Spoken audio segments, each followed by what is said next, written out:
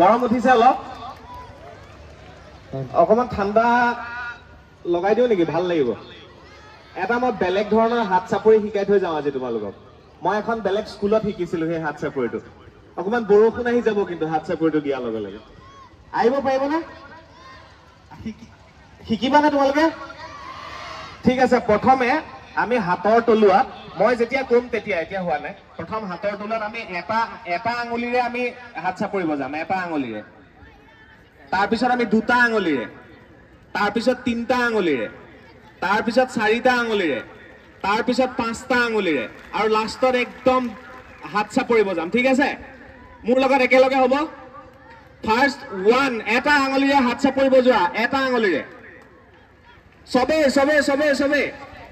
এটা আঙুলিৰে বজাই থাকা তাৰ পিছত দুটা আঙুলিৰে বৰষুণ আহি আছে অলপ অলপ কিনকিনিয়া বৰষুণ তাৰ পিছত তিনটা আঙুলিৰে তিনটা আঙুলিৰে তাৰ পিছত চাৰিটা তাৰ পিছত পাঁচটা তাৰ পিছত পুৰা হাতেৰে দুইটা হাতেৰে বঢ়িয়া বঢ়িয়া বঢ়িয়া এনেকে বৰষুণ আহে বোলে বেলেগ এখন স্কুলত শিকিছিলো তোমালোকক শিকাই থৈ গলো ঠিক আছে ভাল লাগিছে আজি বহুত কলেজ বহুত ইউনিভাৰ্চিটি বহুত শিক্ষানুষ্ঠানত যোৱা হয় কিন্তু আজিৰ পৰিৱেশটো সঁচাকে বেলেগ আৰু পৃথক আৰু খুব বেছি ভাল লাগিলে মোৰ ইয়ালৈ আহি পেলাই আৰু KJB চিনিয়ৰ সেকেন্ডাৰী স্কুল এই স্কুলৰ পৰিৱেশটো সঁচাকৈ সুকীয়া মই আহিয়ে কৈছো ডক্টৰ লুটন সৰকাৰ ছাৰক মই ধন্যবাদ জ্ঞাপন কৰিছো তেওঁ এনেকুৱা এটা পৰিৱেশ ইয়াত সৃষ্টি কৰাৰ বাবে আৰু যেটো বছৰত মই মেট্ৰিক পৰীক্ষা দিছিলো 2005 চনত সেইটো বছৰতে এইখন বিদ্যালয়ৰ স্থাপন হৈছিল গতিকে 18 বছৰ সম্পূৰ্ণ হৈছে আৰু 18 বছৰত ইমানখিনি জনপ্ৰিয়তা আৰু ইমান ছাত্ৰ ছাত্ৰী ইয়াত একত্ৰিত হৈছে সেইটো খুব বেছি ভাল লাগিছে আৰু ডক্টৰ লুটন সৰকাৰ ছাৰ তেখেতে চাইল্ড সাইকোলজিৰ ওপৰত যেটো PhD কৰিছে মই জনামতে চাইল্ড সাইকোলজি হ'ব আৰু চাইল্ড সাইকোলজিৰ ওপৰত তেওঁ ইমানে নিশ্চয় অধ্যয়ন আছে আৰু সেই কাৰণে হয়তো তেখেতে শিশুসকলৰ লগত একাত্ম হৈ পৰিছে আৰু আজি দেখিছো অহাৰ পৰা তেখেতে শিশুৰ লগতে লাগি আছে শিশুৱে কি কৰিছে শিশুৱে মনোনিবেশ কৰিছে নে শোভাযাত্ৰাত অংশগ্ৰহণ কৰিছে নে অনুষ্ঠানটো ভালকে হৈছে নে তেওঁ মূৰ্ছত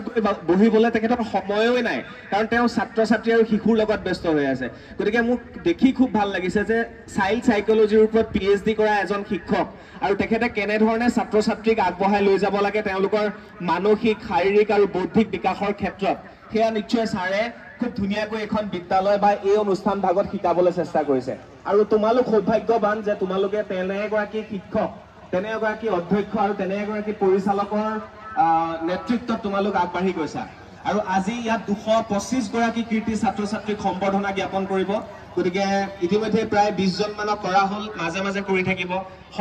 সকলো শিক্ষাৰ্থীলৈ মোৰ ফালৰ পৰা আন্তৰিক শুভেচ্ছা জ্ঞাপন কৰিছো যাতে তেওঁলোকে ভৱিষ্যতে আগবাঢ়ি যায় অনাগত সময়ত তেওঁলোকে নিজৰ সপোনবোৰ পূৰণ কৰিব পাৰে সেইখিনি আশা কৰিছো আৰু উৰাঙৰ পৰা প্ৰায় 25 কিলোমিটাৰ সোমাই এই কোপাৰ্টি অঞ্চলখিনি যথেষ্ট ডাঙৰ অঞ্চল আৰু ইয়াত ইয়াৰ লগতে আপোনালোকৰ 3টাকৈ কেম্পাছ আছে গতিকে শিক্ষাৰ ক্ষেত্ৰত যথেষ্ট চহকী গতিকে আগবাঢ়ি যাব বুলি আশা কৰিছো সকলো আৰু দেখি ভাল লাগিছে ইয়াত মোৰ শোভাযাত্ৰাত প্ৰত্যেকটো জাতি জনগোষ্ঠীৰ ছাত্ৰ ছাত্ৰী ইয়াত অংশগ্ৰহণ কৰিছে আৰু পঞ্চপাণ্ডৱত হয়তো ইয়াত যিসকলে অংশগ্ৰহণ কৰিছে মই কথা পাতিবলৈ যাম তেওঁলোকৰ লগত আজি ইয়াত ৰাম ৰহিম একেলগ হৈছে ইফালে নেপালী সম্প্ৰদায়ৰ হওক ইফালে বড়ো হওক কছাৰী হওক তিৱা হওক ৰাভা হওক সকলো ইয়াত আছে মই যেতিয়া যাম আমাৰ যিসকল চাহ জনগোষ্ঠীৰ বা আমাৰ ঝুমুৰ নাচি থকা অথনি দেখিলো খুব ধুনীয়াকে আৰু মোৰ আগে আগে শোভাযাত্ৰাত অংশগ্ৰহণ কৰিছিল আমাৰ কি আছিলে গাৰুসকলে খুব ধুনীয়াকৈ প্ৰদৰ্শন কৰিছে গতিকে অকমান সকলোৰে লগত কথা পাতিবলৈ চেষ্টা কৰিম আৰু এটা বস্তু ভাল লাগিলে মোৰ ইয়াত পঢ়াৰ বাহিৰেও আমাৰ যিখিনি স্কিল ডেভেলপমেন্টৰ ওপৰত ইয়াত যথেষ্ট গুৰুত্ব দিয়া হয় ছাত্ৰ ছাত্ৰীসকলে যাতে সকলো ক্ষেত্ৰতে আগবাঢ়ি যাব পাৰে কৃষ্টি সংস্কৃতি সকলোবিলাক লৈ সেই ক্ষেত্ৰত সকলোবিলাক ব্যৱস্থা তেওঁলোকে কৰিছে আৰু শোভাযাত্ৰাত অংশগ্ৰহণ কৰিবৰ বাবে যিসমূহ সাজপাৰৰ প্ৰয়োজন সেইসমূহ ইয়াত যোগান ধৰা দেখিবলৈ পোৱা গৈছে প্ৰায় 200 শিক্ষক শিক্ষয়িত্ৰী ইয়াত আছে তেওঁলোকেও ইয়াত নিজৰ দায়িত্ব সহকাৰে কামসমূহ পাঠদান কৰি গৈ আছে গতিকে সেইখিনিও দেখি ভাল লাগিছে আৰু